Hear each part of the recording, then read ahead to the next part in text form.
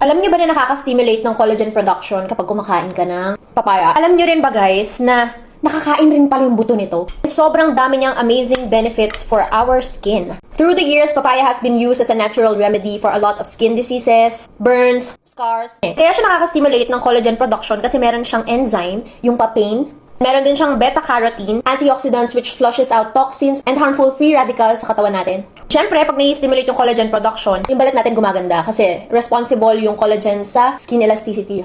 Topically, beneficial rin siya. Kaya siya ginagawang sabon, di ba? And alam nyo rin ba guys na nakakain rin pala yung buto nito? Actually, ngayon ko lang din nalaman.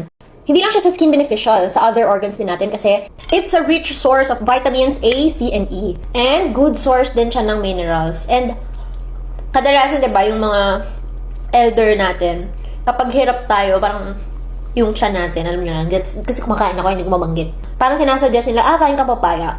Tsaka pala yung proteolytic enzymes niya, meron siyang antifungal, antibacterial, and antiviral properties. Kaya, kumain ka na ng papaya.